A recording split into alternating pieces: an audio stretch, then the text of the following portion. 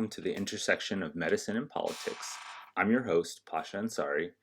So, in this podcast, we're going to be talking about different topics of medicine that have an intersection with politics. So, for example, single payer healthcare. We're going to be talking about whether that's the best option. We're going to be talking about in the United States in particular, we have this debate about Medicare for all, which disclaimer, I am a supporter of. But we're gonna get into more than just that. We're gonna talk about how our system exists today, how it came to be, and we're also gonna talk about ways in which we can improve the system, overhaul the system, and also aspects that are outside of just health insurance. We're going to talk about the pharmaceutical industry. We're going to talk about hospitals and hospital systems, because all of these players play a role in the cost of healthcare, the delivery of healthcare, and it's something that I feel like hasn't been discussed.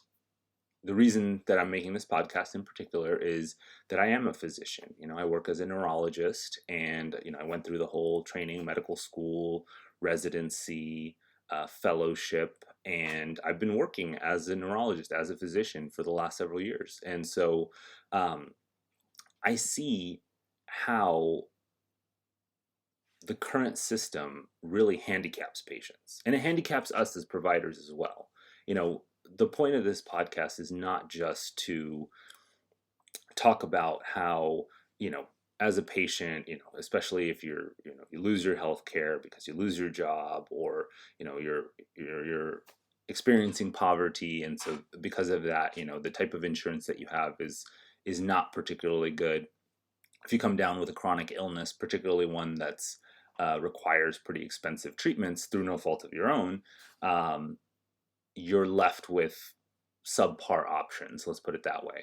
But it's not just that. It's also that, as someone working in the healthcare industry, as someone who's working as a cog in this machine, I see all the time how patients are getting shorted everywhere. They're getting the short end of the stick, everywhere they go. So when it comes to even just coming to see me, when a patient needs to see a neurologist, they have to, in many cases, depending on their insurance, if they have an HMO plan, which is a healthcare management organization, basically they have to see their primary care provider, which is a physician who is a family medicine physician, internal medicine, in some cases OBGYN, and then that person has to make a referral. And so there's a process to that. And especially if someone lives in a rural community or even a suburban community,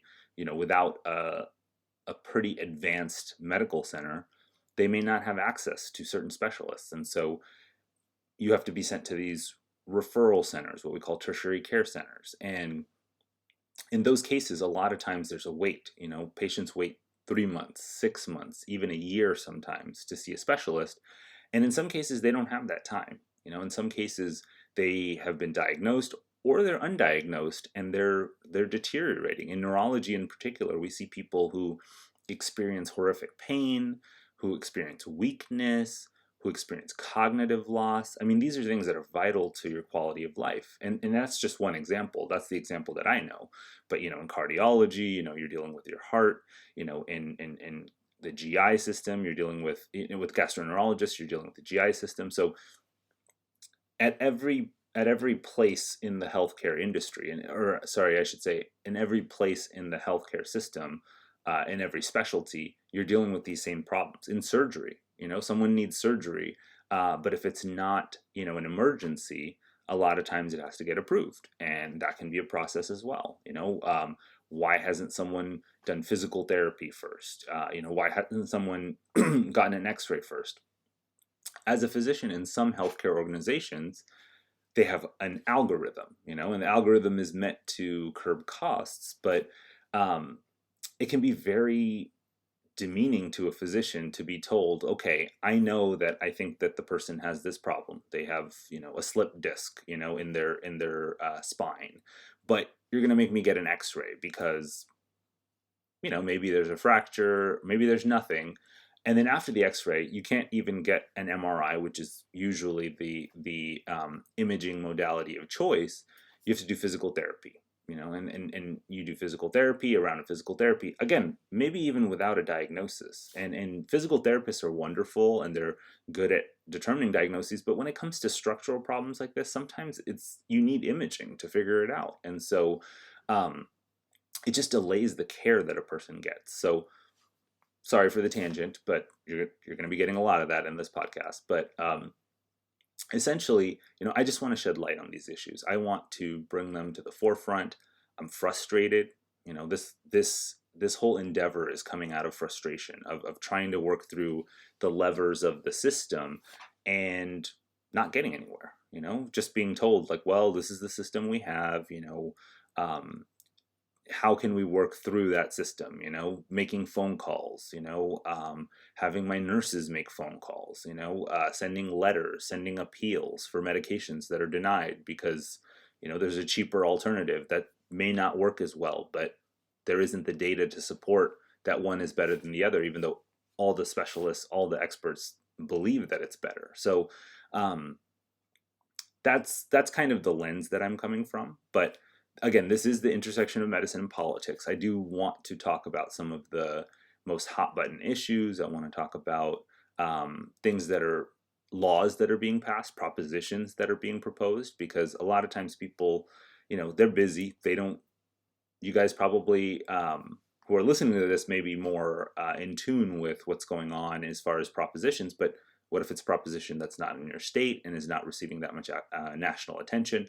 I want to shed light on these issues because a lot of times the propaganda, the money, the corporate interests that are backing some of these propositions will word and phrase things a certain way, will show commercials, and it's natural to look at it and say, oh, I can see that, oh yeah, poor, these poor people, they have to deal with these roadblocks, for example, in California, there was the proposition in 2020 about dialysis centers. And the proposition basically was trying to make it so that there would be a physician who is overseeing dialysis. And as anyone who's ever worked in the emergency room or worked in a hospital, we see the complications of dialysis gone wrong, not being administered properly. And in many cases, that's because, in order to cut costs, these dialysis centers will have, maybe a nurse practitioner, maybe a physician assistant, people who are very qualified, but, not a nephrologist, not an internal medicine doctor who works on this day in and day out, who sees the complications. When things go right, it's easy to have a nurse practitioner or a physician assistant who is monitoring and taking care of things. And if it's one of kind of the most common complications, they likely know what to do as well, and they have experience. But having a physician there can make a difference, and it may be in addition to the nurse practitioner. There might be a nurse practitioner and a physician.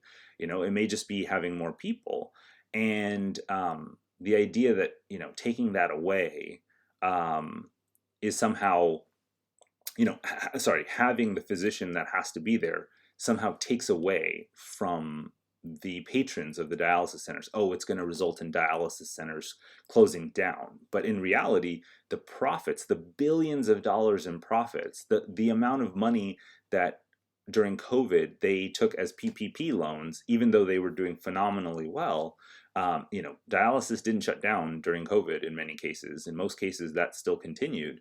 And for them to, cry wolf essentially and say, oh, we can't afford this is ludicrous, but that's what they say. They appeal to your humanity. What will these patrons do if they can't come to this dialysis center? Another part of that bill was that having to have standards for dialysis centers and in particular neighborhoods. And again, trying to keep dialysis centers open in neighborhoods that are underserved and underrepresented, and particularly those with minority groups, poorer communities as well.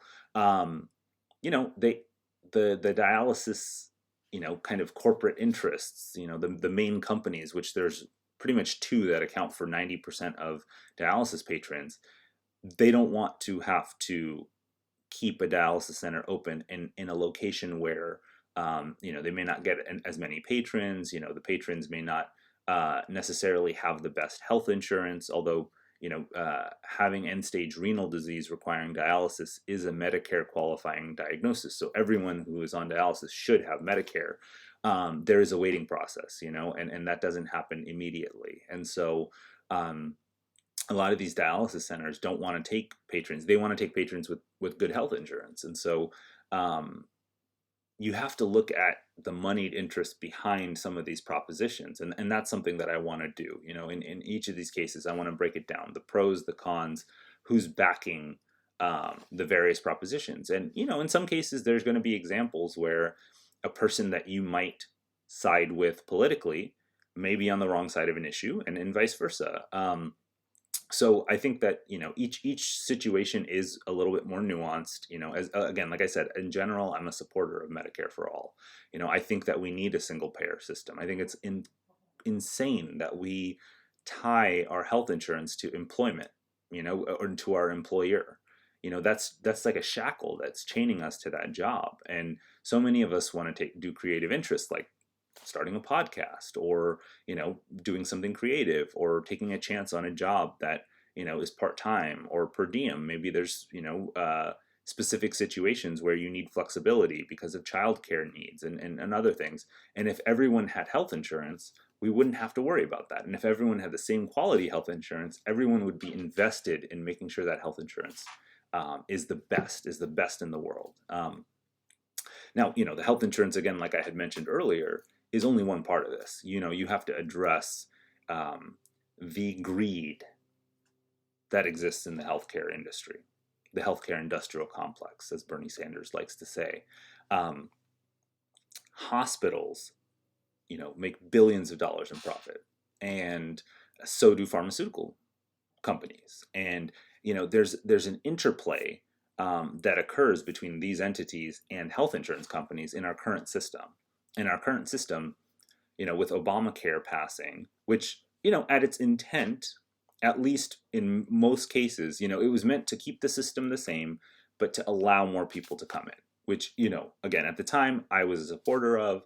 I thought that would be great. I thought that, single payer was still the way to go, but if there was going to be opposition to that, if there wasn't going to be enough support to pass it, this was a good alternative. And this was a step in the right direction. We hadn't had this type of change in decades, right?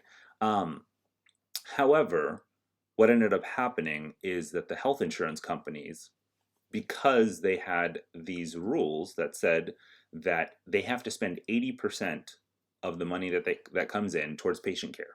80% of the profits, I should say, not the money that comes in. 80% of the profits have to be spent towards patient care, which, again, good thing. You want the health insurance companies to approve more procedures, approve more, basically act in the interest of the patients. And if their profits are tied towards acting in the interest of the patients, that is a good thing.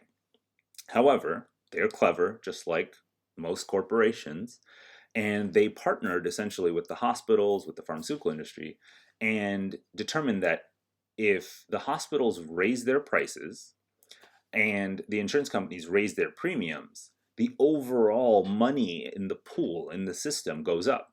So even if they spend 80% of it for their patients, that 20% that's left over that they can keep as their profit goes up. The bigger the number that they come in with, the bigger the profits will end up being. And so this led to a race to the top in terms of prices for procedures, prices for imaging, prices for hospital stays, prices for even seeing your doctor.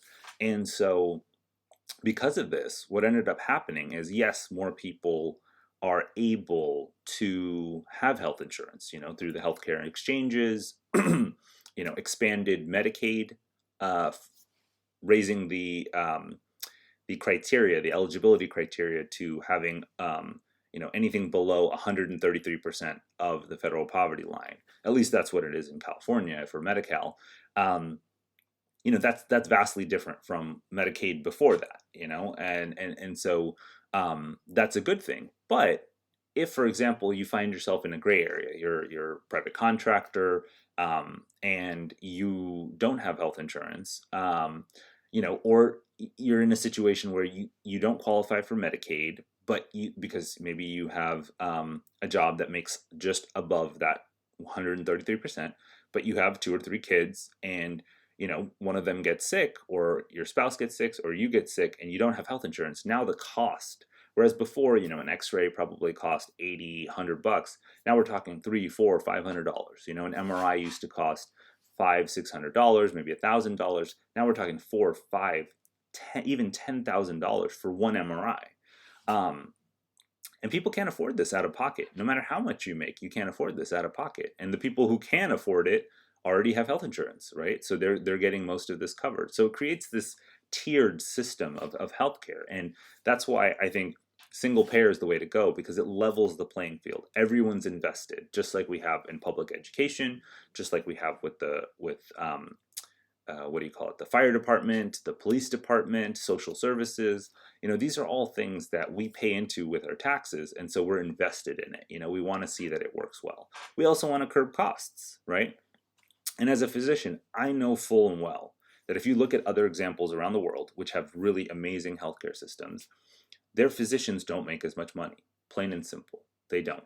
Because when your salary is funded by taxpayers can decide, through voting, through politicians who support certain endeavors, through budget cuts, that as a physician, your salary will go down in certain circumstances, and I would like to hope that people value physicians and healthcare workers enough that they will try to keep it somewhat similar, somewhat equitable, based on, our years of training, our student loans that we take out, which again, if you forgive student loans, that'd be less of an issue.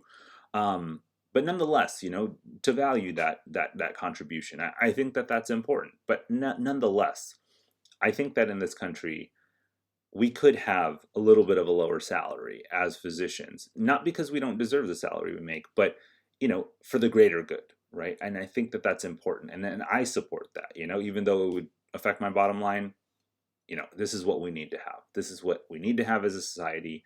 This is what is the right thing to do. Healthcare is a human right. This is what we need to do. So this is just kind of the beginning. I just wanted to give you guys an introduction. We'll flesh out all of these ideas a little bit more in the coming weeks, months, years, hopefully, if I can keep this up. But I wanted to give you guys a taste. If you like what you see, like, comment, subscribe. Let me know how I'm doing, because this is my first time doing this, and I've wanted to do it for a long time, mostly because of the frustration that I feel at work, the frustration that I feel with the situation that my patients are going through. And so hopefully this is something that's interesting to you guys. This is something that you'd like to see. So let me know. Thanks for your time.